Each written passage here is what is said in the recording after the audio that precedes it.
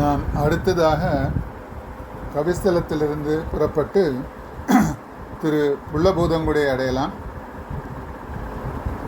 அறிவதறியான் அனைத்துலகும் உடையான் என்னையாளுடையான் புரியமான் உருவாய ஊத்தன் மன்னியமருமிடம் அரிய மலர் மேல் சுரும்பார்க்க எழிலார் மங்கை நடமாட பொறிகொள் சிறை வண்டிசை பாடம் உள்ளம்பூதம் குடிதானே கள்ளக்குரலாய் மாவலியை வஞ்சித்து உலகம் கைப்படுத்து உள்ளைக்கரந்த போதகத்தின் துன்பம் தவிர்த்த புனிதனிடம் பள்ளச்சிறுவில் கயலுகள பழனக்கணியன் அதனுள் போய் உள்ள பிள்ளைக்கிரை தேடம் உள்ளம்பூதம் குடிதானே என்று திருமங்கையாழ்வாரால் மங்களாசாசனம் செய்யப்பட்ட இந்த திவ்யதேசம் திரு ஆதனூர் திவ்யதேசத்திலிருந்து சுமார் 3 ஃபர்லாங் தூரத்தில் உள்ளது.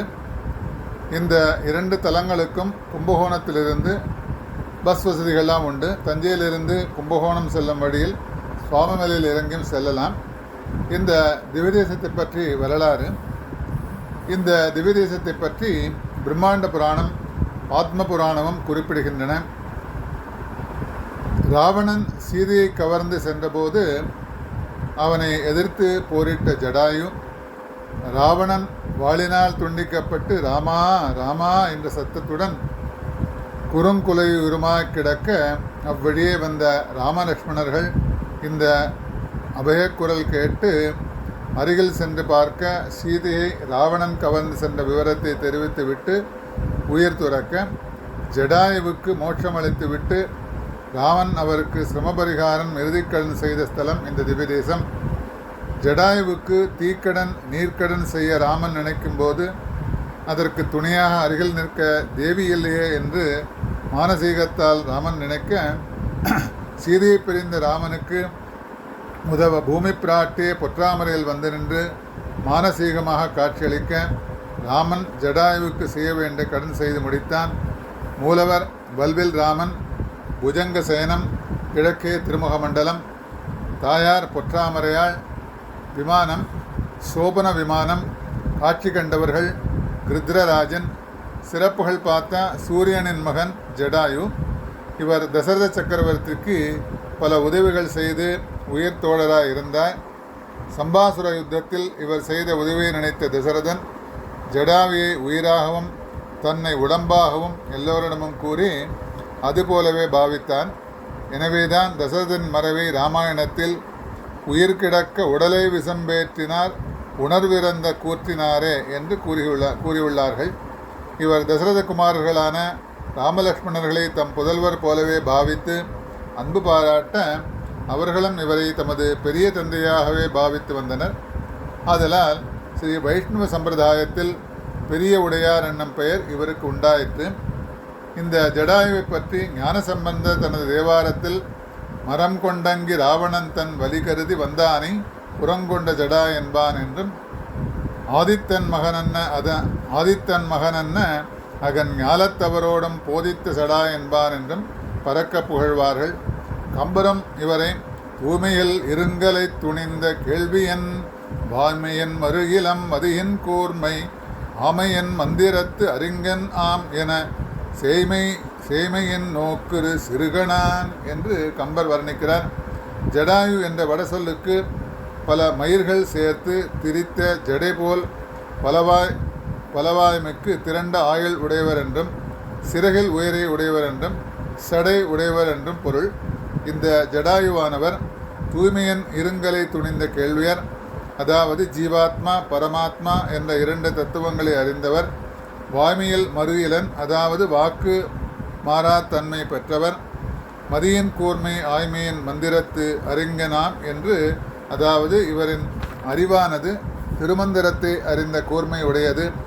சேமையில் நோக்குமாறு சிறுகணான், அதாவது வெகு தொலைவில் நடப்பதை காணக்கூடிய ஆற்றல் பெற்ற சிறிய கண்களை உடையவர் என்பதுமாம்.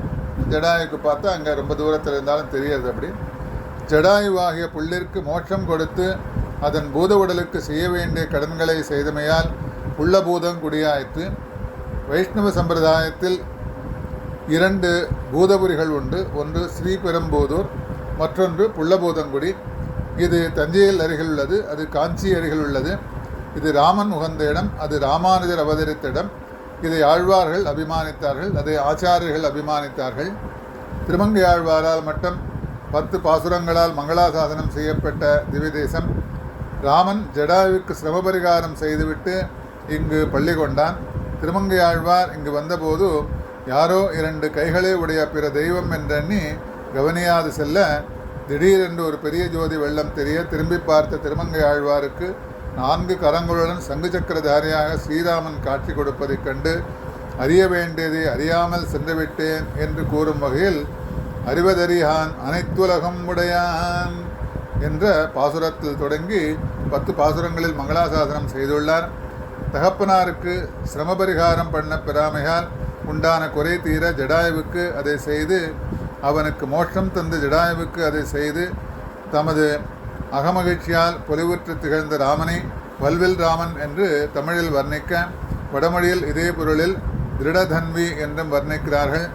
கம்பர பெருமானம் இந்த வல்வில் ராமன் என்னும் சொல்லை எடுத்தாண்டுள்ளார்.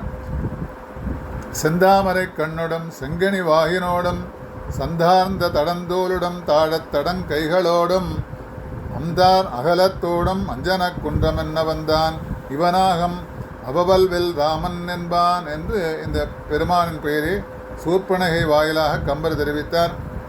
திருவுள் கிடந்தானை தன்மயம் ராகவம் வீர என்று ராவணன் போற்றியுள்ளதாக பூர்வாச்சாரியார் கூறுவார்கள். இங்கு சூர்ப்பனகை வல்வில் ராமன் என்கிறார். ஸ்ரீரங்கத்தைப் போலவே இந்த ஸ்தலமும் காவேரி கொள்ளிடத்திற்கு மத்தியில் உள்ளது. தொண்டரடிப்புடி ஆழ்வாரின் அவதார ஸ்தலமான மண்டங்குடி இங்கிருந்து சமீப தொலைவில் உள்ளது. சீதையை தேடி வந்த ராமன் ஜடாயுவுக்கு இங்கு இறுதிக்கடன் செய்ததை தனமர்பு வைதேகி பிரியலொற்று தளர்வைது சடாமியை வைகுந்தத்தேற்று என்று குலசேக ஆழ்வார் குறிப்பிடுகிறார். 4 கரங்களுடன் சங்கு சக்கரதாரியாக ராமன் சயன திருக்கோலத்தில் உள்ள இந்த ஸ்தலம் 108 இது ஒன்றுதான். ராமாயணத்தில் இந்த ஸ்தலத்தை பற்றி பறக்க பேசுகிறது. நாம் அடுத்ததாக செல்லக்கூடிய திவ்யதேசம் திரு ஆதனூர். இதற்கு பக்கத்தில் இருக்கிற தேசம் நாளை பார்க்கலாம்.